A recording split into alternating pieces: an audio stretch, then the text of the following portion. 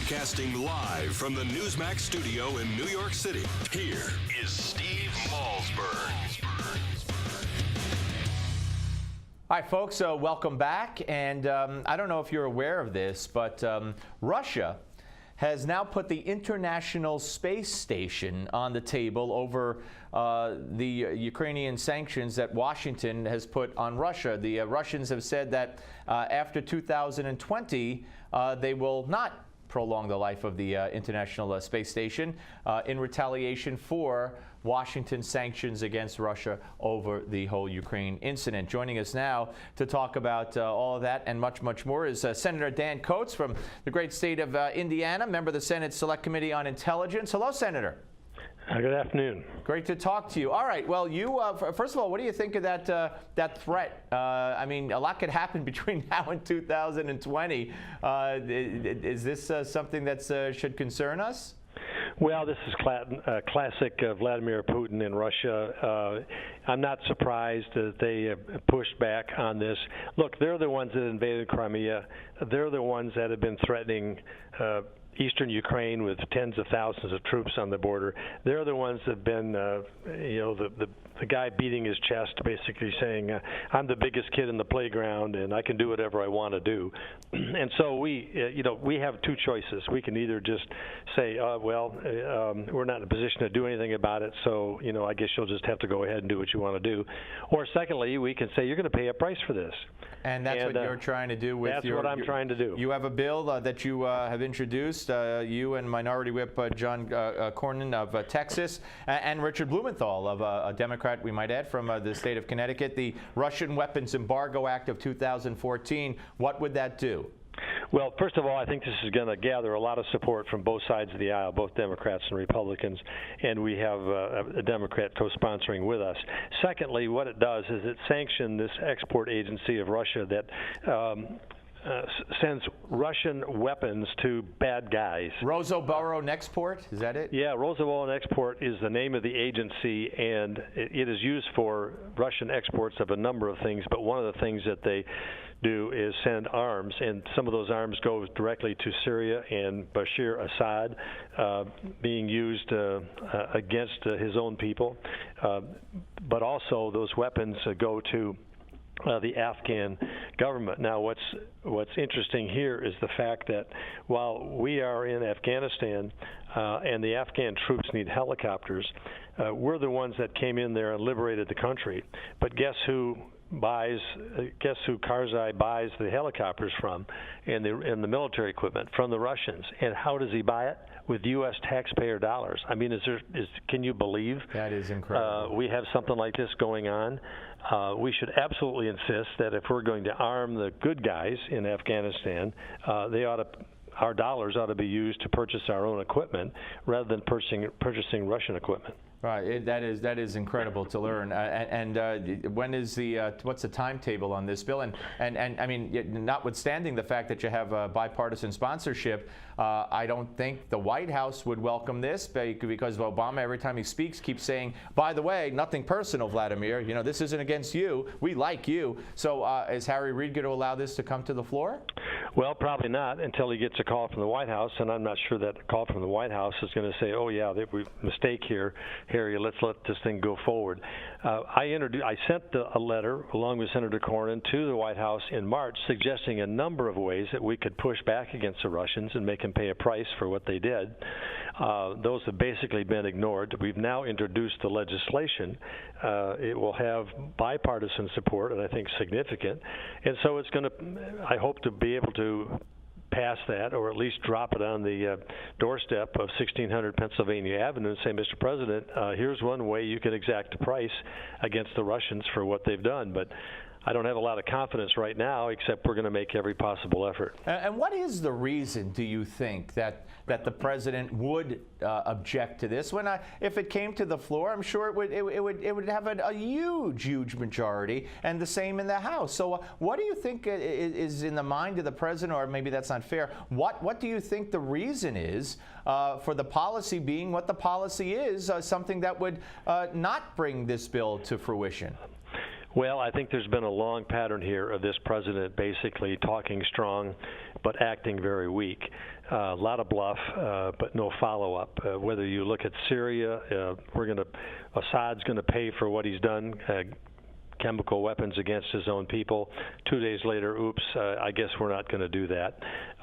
You look around the world at the troubles and problems that we are trying to deal with and take some leadership in, and each of those, the president has basically been very tepid, very weak. There is a bully in the schoolyard. It's Putin. It's Assad, it's others across the Middle East. But our guy in the schoolyard is basically saying, I don't want to take that on. Yeah, it's sad. All right, let me ask you, Senator, about Boko Haram. It's come to light recently that letters were written by members of Congress to Hillary Clinton during her tenure in the State Department to classify that terrorist group as a terrorist group. It was not done. It was done immediately upon, I'm no fan of John Kerry, but it was done immediately upon his taking the helm at the State Department. Why do you think Hillary Clinton did not do that? Well, we're trying to get to the bottom of that. I have been told that the Nigerian government at the time strongly advised us not to do that. But, you know, our policy should not be based on what the government of a particular country that is harboring a terrorist group that it has no control over. That should not dictate what we do or we don't do. I don't have the evidence or the answer yet to the question of why it was not pushed through despite what the Nigerian government recommended back in 2010 or 2011. I'm glad that we have labeled them for what they are now. Clearly, they deserve this label.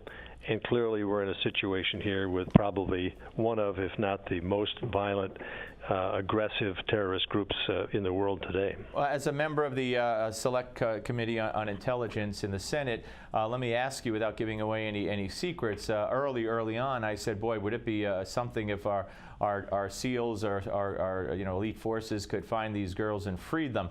Now, of course, there's been calls for just that, and we've sent advisors, whether it's FBI. I don't know why the president and the administration would announce that we sent the FBI over there, but nonetheless, we've sent people out over there and others. Is there a likelihood down the road of some kind of, whether it's the U.S. or some combined effort to rescue these girls? Well, I sure hope so. I think we need to make every possible effort. Right now, this group has scattered and apparently broken them into smaller groups, and it's a lot of territory over there that is, it's not like there's a major highway running from southern Nigeria up into the areas where these people we think they are, but we're put to using all of our intelligence assets and doing everything we can on a coordinated basis to see if we can locate where there are. I agree with you, though, that a lot of this stuff doesn't need to be publicized. All it does is send a signal to the guys that we're looking for to lay low. Absolutely, absolutely. And I just want to ask you a couple of more things. One, very quickly, not to knock specifically the First Lady, but she gave the weekly address in lieu of the president, and she talked about. And I think it's wonderful that finally the world has recognized Boko Haram for what they are. But she made it sound, and I don't know if you heard the whole address, I played it in bits and pieces here on this show and went over it in depth.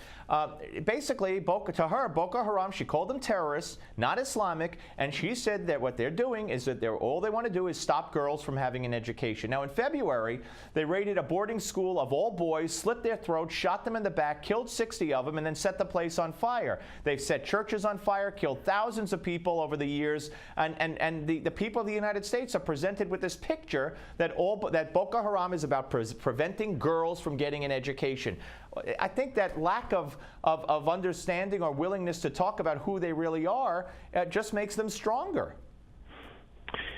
Well, it does, and it could be a real mistake or omission that was committed here, or we didn't have enough information on them at that particular time. They've certainly shown their face now, and this is how they define education, why that they need another definition. Yep, yeah. This is a horrendous situation.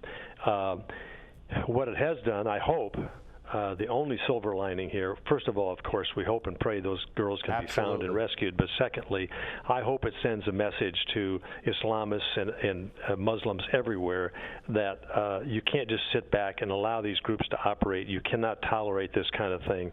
and it's so extreme. Somebody needs to step up here and speak, not from the United States, but speak from the Muslim world, saying we are joining in this effort to stop this. Yeah, fair enough. All right, Senator, great to talk to you, sir. Thank you, and good luck with the bill. Thank you. Thank you. Senator Dan Coates, ladies and gentlemen, Republican from the great state of Indiana. You know, it's terrible. It's terrible. And you know, that his bill, which is so right on target, that it will never see the light of day because the president will not allow Harry Reid to bring it up. And Harry Reid, to me, is a man without a political soul. I mean, he'll do whatever he's told to do by the president. He'll like it if the president tells him to like it. He'll hate it if the president tells him to hate it. And we have a president, feckless when it comes to these kinds of things, who doesn't want to insult Vladimir Putin. Anyway, we're coming back with Gimme 5. More of Barbara Walters on the Steve Malzberg Show on Newsmax Television.